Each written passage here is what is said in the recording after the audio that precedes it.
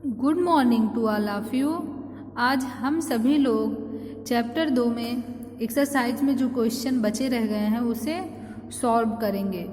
तो 14 क्वेश्चन आपको खुद से सॉल्व करना था। आइए स्टार्ट करते हैं 13 क्वेश्चन पे।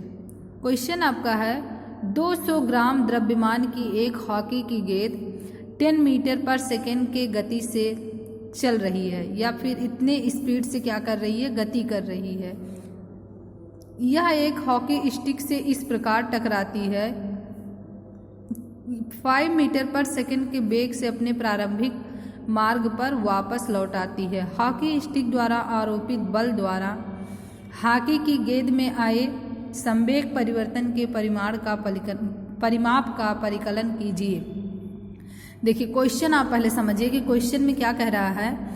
ऐसे कि एक हॉकी है, हॉकी का बॉल जो है इसका द्रव्यमान आपको दे दिया है कि कितना है 200 ग्राम है, ठीक है।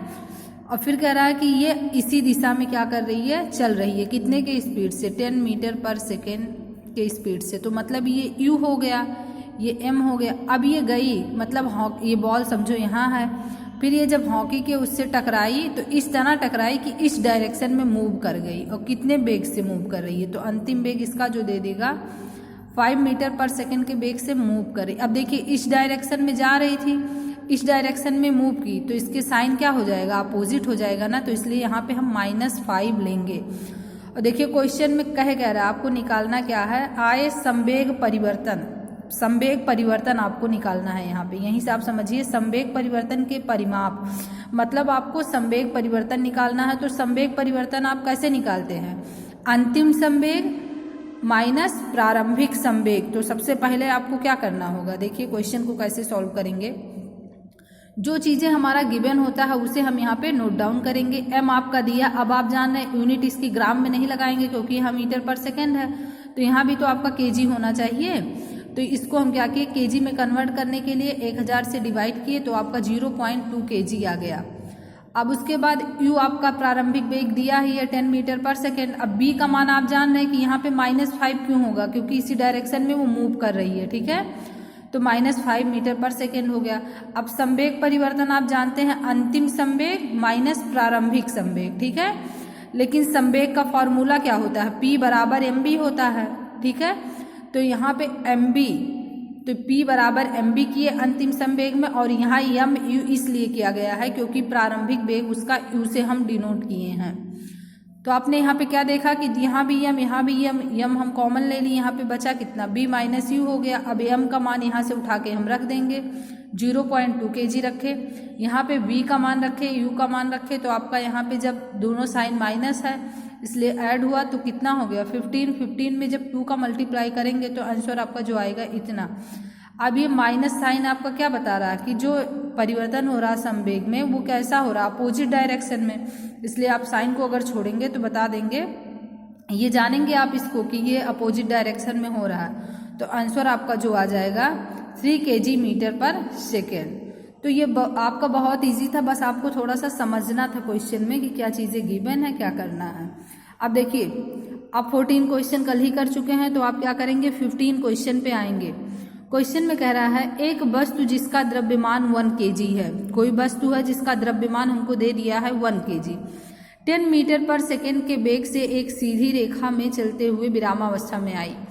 क्या कर रही है, एक वस्तु है, इसमें भी वही केस बन रहा है कि कोई वस्तु है जिसका द्रव्यमान 1 kg है, 1 kg वस्तु का द्रव्यमान है और ये सीधी रेखा में चल रही है। किस वेग से चल रही है, इसका हो जाएगा 1 kg, और जो वेग से चल रही है वो है 10 मीटर पर सेकेंड के वेग से चल रही है, ठीक है।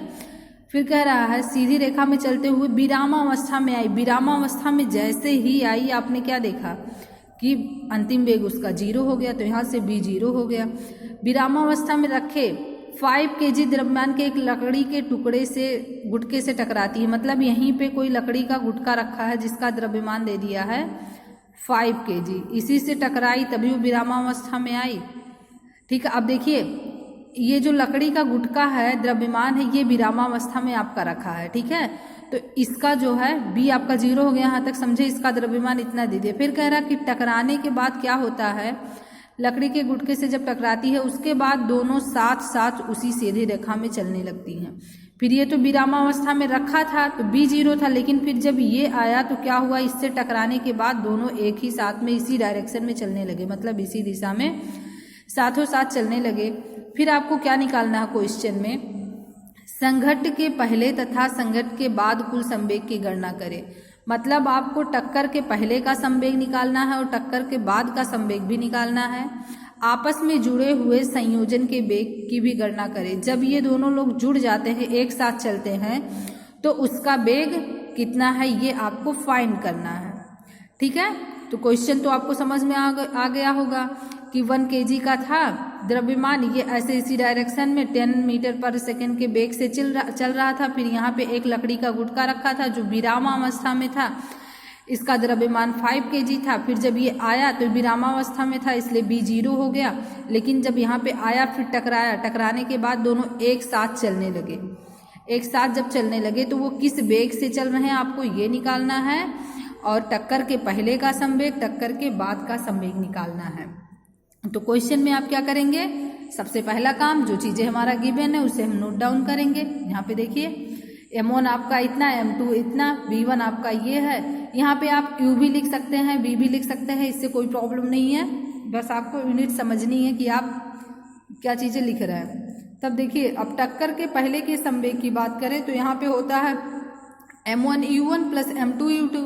तो यहाँ पे हम क्या किए हैं, इसको v से डिनोट कर दिए, इसलिए यहाँ पे b1 कर दिए।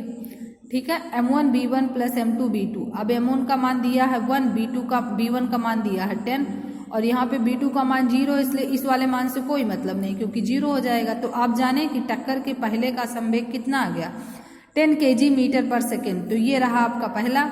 3 चीज़ें इसमें फाइंड करना, पहला आपने निकाल लिया। अब कह रहा कि टक्कर के बाद का संवेग निकालना है। तो आप जानते हैं कि टक्कर के बाद का संवेग निकालने के लिए आपका फॉर्मूला क्या होना चाहिए, आपका जो होगा कि दोनों द्रव्यमान एक साथ मिल रहे हैं तो क्या हो जाएगा, दोनों का द्रव्यमान लिख लेंगे, ऐड कर देंगे और V2 निकालेंगे। तो सबसे पहले जब आप B का मान निकालेंगे तभी आप बता पाएंगे कि आपका लास्ट वाला कितना होगा।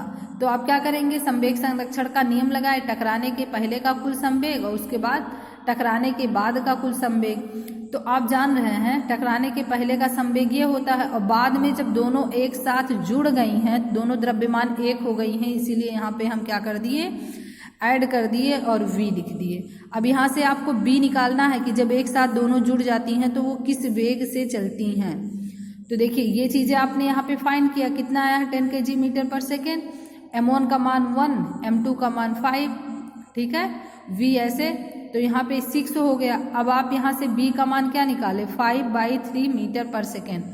मतलब ये हुआ कि जब दोनों एक साथ चलने लगती हैं जुड़ के तो वो किस वेग से चल रही हैं, 5/3 मीटर पर सेकेंड के।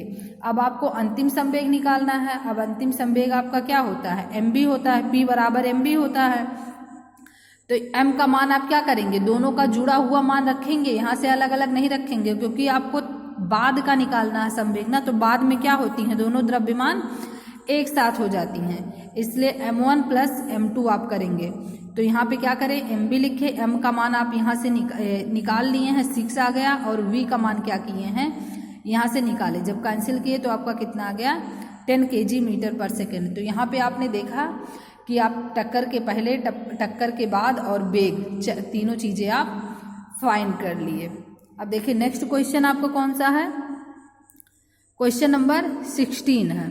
ठीक है, क्वेश्चन 16 में कह रहा है कि 100 kg द्रव्यमान की एक वस्तु का वेग, एक वस्तु है जिसका द्रव्यमान 100 kg है, उसका वेग समान त्वरण से चलते हुए 6 सेकंड में 5 मीटर पर सेकंड से 8 मीटर पर सेकंड में हो जा रहा है। मतलब उसका वेग क्या हो रहा, परिवर्तित हो रहा है। 5 मीटर पर सेकंड से बढ़ के कितना हो जा रहा है, 8 मीटर पर सेकंड। वस्तु के पहले और बाद के संवेगों की गणना करें। मतलब पहले उसका संवेग कितना था, बाद में उसका संवेग क्या है, इसकी गणना करना है। उस बल के परिमाण की गणना करें जो उस वस्तु पर आरोपित कर रहा है। मतलब वो बल भी आपको निकालना है जो उस वस्तु पे आरोपित कर रहा है।